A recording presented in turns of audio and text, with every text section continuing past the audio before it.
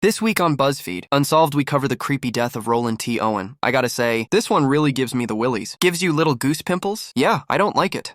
I read about this one at night, much like some of you watch this at night, and I was not a fan of some of the small details. There's things in this that just rustles your jimmies? Rustles my feathers, yeah. Ruffles your feathers. Ruffles or rustles, it could be either. I don't think so. Ryan, yeah, I think it could be rustles. Alright. Well, rustling, you can rustle through the brush. Agree to disagree. Sure, whatever. On Wednesday, January 2nd, 1935, around 1:20 p.m., a man calling himself Roland T. Owen checked into the hotel.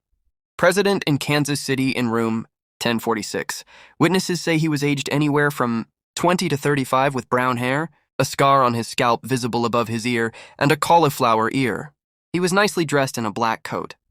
The bellboy, Randolph Probst, helped Owen to his room, where he reported that Owen seemed to have only packed a brush, comb, and toothpaste. The maid, Mary Soptic, laughs. Shane. What's her name? Ryan, oh God. I know she's a maid. Her name is Soptic, ha ha ha. Shane, I'm trying to move pop. What a really funny big laugh you got out of that. Yeah, look how happy you are. Oh man, what a gem of comedy we've made here today. The maid, Mary Soptic, said Owen allowed her to clean while he was in the room, but asked that she not lock the door on her way out, because his friend was about to visit the room very soon. Soptic said that Owen kept the shades tightly drawn and the lights off with the exception of one dim lamp. Other staff members who entered the room also mentioned this detail. I don't want to be in the room when they're in there, that's scary. Yeah, I imagine him just sitting in a chair in the corner, just a shadow man. Clean the room. I think you're getting Anton Chigurh vibes from this guy. Fluff the pillow, Ryan laughs. Ryan. According to the maid Soptic's statement to the police, she felt that Owen was, quote, either worried about something or afraid, end quote, and that, quote, he always wanted to kind of keep in the dark. End quote. At 4 p.m., Soptic returned with new towels, finding Owen laying on the bed, completely dressed in the dark with the door unlocked. She also saw a note that read, quote, Don, I will be back in 15 minutes. Wait. End quote. It's weird, right? Yane, yeah, I would not go back into that room. Ryan, if you were the maid? Shane, no, yeah, I think that's a good instinct to have. If you see a guy laying on a bed in the dark, awake, just looking at you, I think that's your cue to leave. The next day on January 3rd, Soptic came back to clean the room at 10:30 a.m. She noticed that the door had been locked from the outside and assumed that Owen locked it as he was leaving the room. However, Owen was sitting inside, again with the lights off, which meant that someone else had locked the door from outside the room. While Soptic was still in the room, Owen answered a phone call and said, quote, No, Don, I don't want to eat. I'm not hungry, I just had breakfast. End quote. Repeating, quote, No, I am not hungry. End quote. I know what hotels allow you to lock a room from the outside. Ryan. This hotel did. Shane. It's weird. I would imagine you could just call the front desk and say, Hey, I'm locked in my room. Let me out of here. Ryan. It's just my thought is, who is this person that's locking him in the room, or who is he waiting for that he's sitting in obedience in the dark? Shane. Well, if this guy's a weirdo to begin with, he's got weird friends. Ryan. Okay, I guess that's fair. Shane, weird attracts weird. Ryan. Soptic came back around 4 p.m. to deliver fresh towels. She heard 2 male voices from inside the room. When she knocked, she heard a rough voice say, quote, Who is it? End quote. When she explained that she had fresh towels, the man said, quote, We don't need any, end quote, even though there were no towels left in the room. During the night, a woman staying in room 1048 would report hearing loud voices, both male and female cursing on the same floor, though there was apparently a party going on that night in room 1055. Now, things begin to get very strange. The next morning on January, or around 7 a.m., the hotel phone operator noticed that Owen's hotel room phone had been off the hook for a while without being in use, so she sent the bellboy props upstairs to 1046, despite the locked door having a don't disturb sign. Props knocked a few times and heard a low voice say, quote, Come in, turn on the lights, end quote. However, the door was locked, and no one was getting up to let him in. So after knocking repeatedly, Probst said, quote, Put the phone back on the hook, end quote, assuming that Owen was drunk. Around 8:30 a.m., about an hour and a half later, the phone was still off the hook and another bellboy, Harold Pike, let himself into the room with the passkey using only the light from the hall. The bellboy Pike observed that Owen was in bed, naked and seemingly drunk. He also noticed that the bedding was darkened around Owen. The phone stand was kicked over, So he fixed it and put the phone back in the receiver. Shane, they went in there and they saw this person on the bed with a dark Stains all around them and were like, chill. Those are your sheets! Ryan. He's obviously making himself into a sundae. Nothing to see here. Shane, right. Ryan, let's go back down to the front desk. Shane, don't just leave, stupid. Ryan, at approximately 10:30 to 10:45 a.m., the phone was once again out of the receiver. They sent the original bellboy props to resolve the situation. When he opened the door, he stumbled upon a truly horrific scene. Here's his statement to the police. Quote, when I entered the room, this man was within 2 feet of the door on his knees and elbows, holding his head in his hands. I noticed blood on his head. I then turned the light on. I looked around and saw blood on the walls, on the bed, and in the bathroom. This frightened me, and I immediately left the room and went downstairs, end quote. It seems like everyone kept checking in to be like, let's make sure nothing horrible is happening here. Ryan laughs. Oh, seems like it might be. We'll give it another hour. Then an hour later, okay, yep. Hein, this murder's not ripe yet. It's not ripe yet for the plucking. Shane, yeah. Ryan, also the way they found him. Shane, imagining that is truly horrifying. He said he was within 2 feet of the door on his knees and his elbows holding his head in his hands. Like? No, not like that. He's not taking glamour shots. Nice of you to come in. I'm dying. Just blood? Laughs. Ryan Owen was discovered with extensive injuries. He had been tied up with the cord around his neck, wrists, and ankles. It appeared he had been tortured. Blood had even gotten on the wall and ceiling above the bed. Shane, I'm a little tired of people being so aghast that blood is on the walls and the ceilings. Of course, blood's gonna get everywhere. If a person is beating the shit out of someone, Ryan, it's also, come on. It's a visceral thing to imagine that someone's getting beat so heavily that blood is spattering everywhere like a Tarantino flick. Well, that's what happens. If you put your finger in a cup of blood and just went, laughs. What, okay, wait a sec. There's blood on the ceiling. He had been hit repeatedly on the head and his skull was fractured. He'd also been stabbed in the chest several times. His lung was punctured.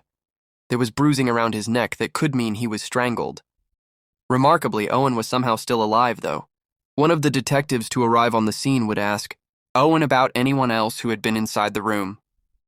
Owen responded, quote, nobody, end quote, although he was hardly capable of talking and not fully conscious. He explained, quote, I fell against the bathtub, end quote. Shane, hell of a fall. Ryan laughs. I know. Laughing, so in this scenario, he falls against the bathtub, rolls over into the bed, and then starts bouncing up and down so the blood splatter goes onto the ceiling and walls. Shane, yeah, and probably bouncing on the bed so hard that he hits the ceiling a few times and breaks all his bones.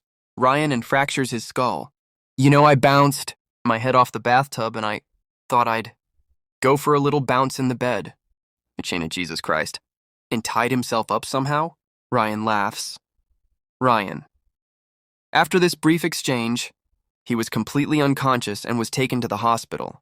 According to a doctor, the injuries on Owen's body had occurred 6 to 7 hours prior to Owen being discovered. Shane. That's a long time to bleed. Ryan. That means that by the time when they first went to go check on him when the phone was first off the hook, he was already injured at that point. He was already bleeding out and still said, come in, turn on the lights. Unless, of course, it wasn't him. It was Don waiting to do more murdering. Detectives found no weapon nor any of Owen's belongings in the room, therefore removing suicide from the equation. 4 fingerprints were found on the phone stand, potentially from a female. Owen would die after midnight on January 5th at the hospital. When Owen initially checked into the hotel, he mentioned he was from Los Angeles, but Los Angeles authorities were unable to find any record of a Roland T. Owen, bringing into question whether that was the victim's real name. His body was placed for viewing at Melody McGilly Funeral Home. As the story spread, more and more people began reaching out to Kansas City authorities to see if their missing loved one could be Owen, to no avail. Next, police focused on the mysterious Don that Owen referred to several times while at the hotel. Don was also conceivably the man with the deep voice that the maid heard through the hotel door.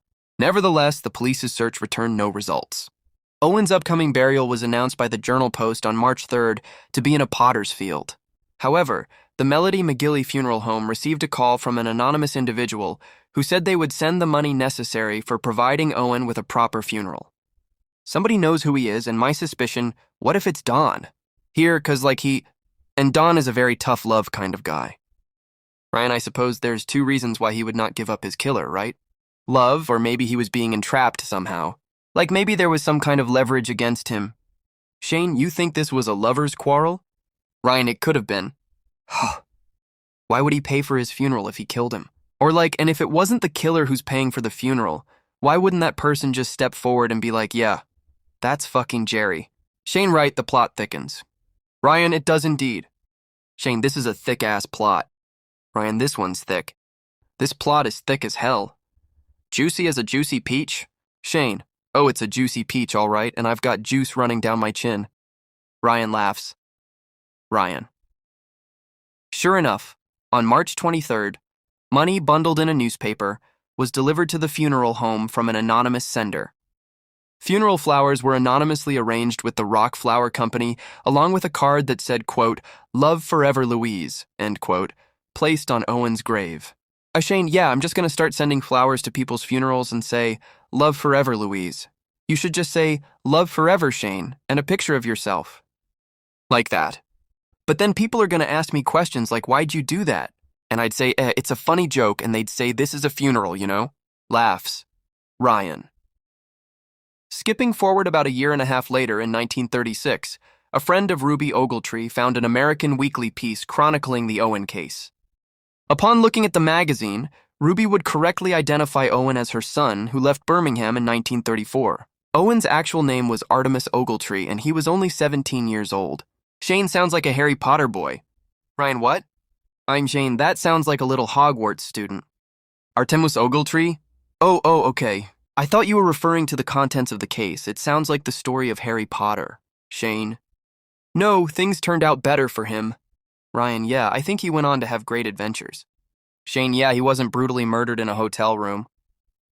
That would be a rough end to that tale.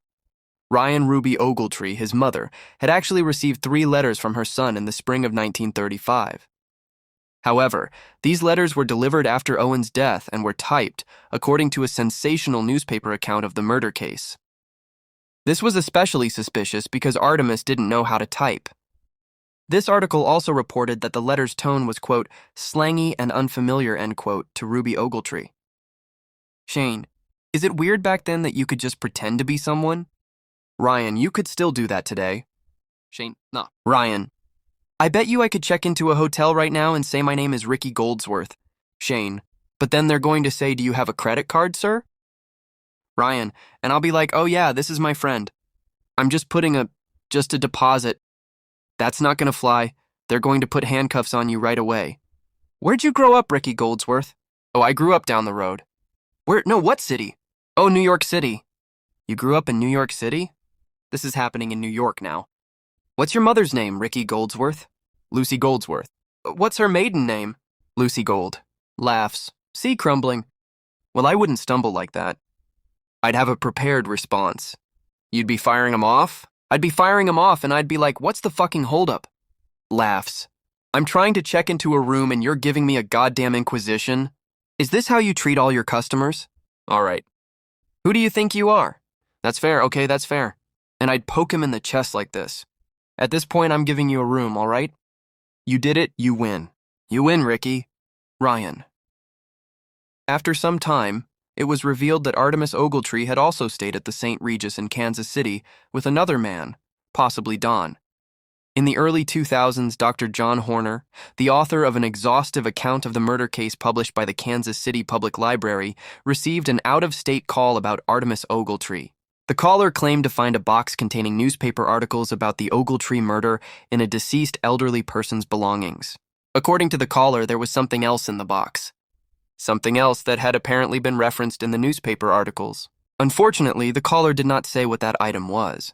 After that, the case would have no further revelations and would disappear into obscurity. And with that, let's get into the theories. The first theory is rather simple, that the man referred to as Don beat Artemis Ogletree to death in room 1046 and acted alone. As mentioned before, it came to light that shortly before his death, Ogletree had stayed in a different Kansas City hotel with another man, possibly Don.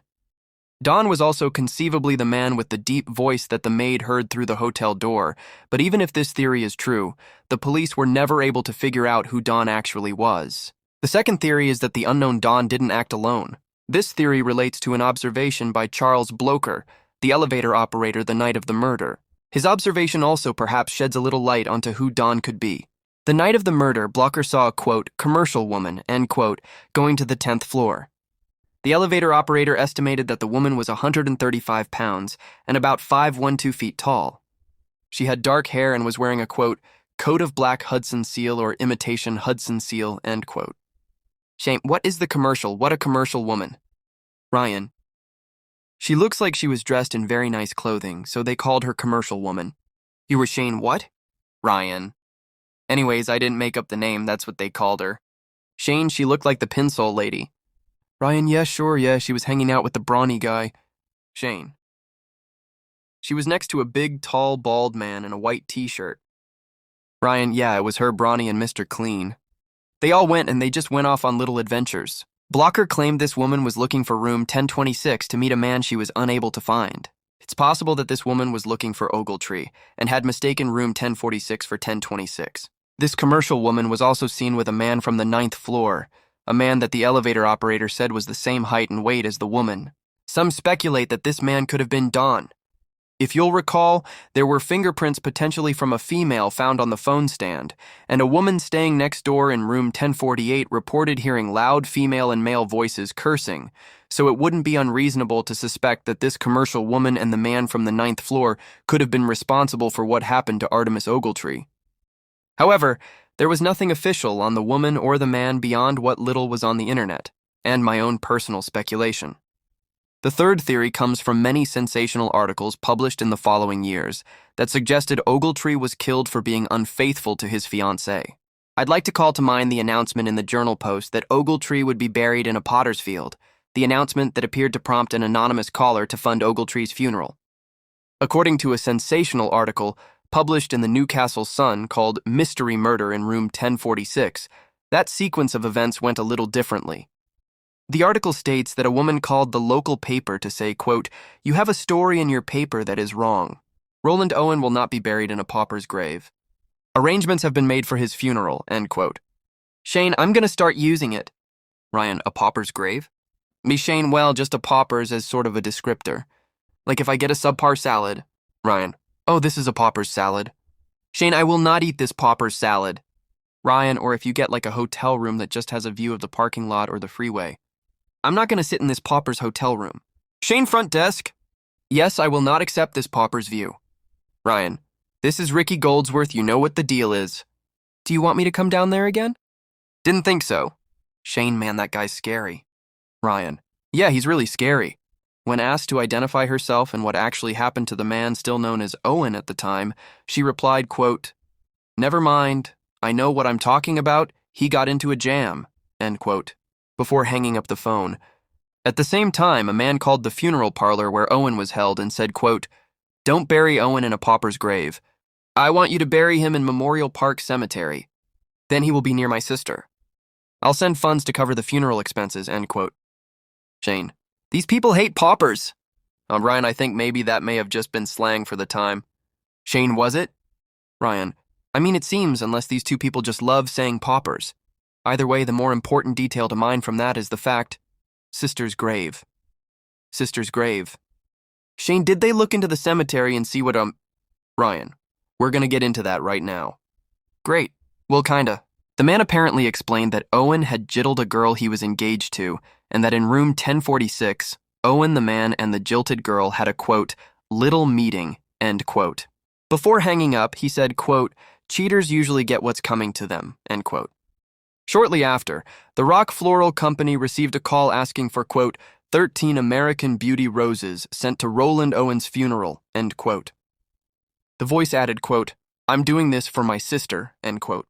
Son of these poor people at this funeral home are just trying to make a nice little occasion for this brutally murdered man, and they have just this cartoonish cast of characters calling them up to deliver these grisly, grim messages. If I'm working at that home, I'm getting fed up. Ryan, you want to come do the job? You want to do my job? How about I be you and you be me? Shane, show up. Why don't you bury them, asshole? Ryan laughs. Stop just calling me. I'm busy. Ryan, it's fucking annoying. Shane, you know how hard it is to reconstruct this man's skull? Other than that, the mysterious death of Artemis Ogletree has been left to collect dust on the shelves of investigators, with no other possible leads or clues. To this day, it is unknown what truly happened in Hotel Room 1046. Was Ogletree held prisoner? Was he actually punished for cheating on his fiancée? The case will unfortunately remain unsolved. Eerie music. After I read about this case, I was in a weird headspace, so I watched clips of people falling on YouTube to go to sleep. You watched people falling? Yeah, like a compilation of people falling down. That's what I did. That's a weird way to make yourself. Well, you know what? Better to think about that than think about a guy in prayer hands bloodied on the floor. Laughs. On his hands and knees bleeding to death. Alright, well that's that. You think they cleaned that hotel after? Sure. Oh, that maid probably had to clean it. I don't even want to think about that. Anyways, get out of my house.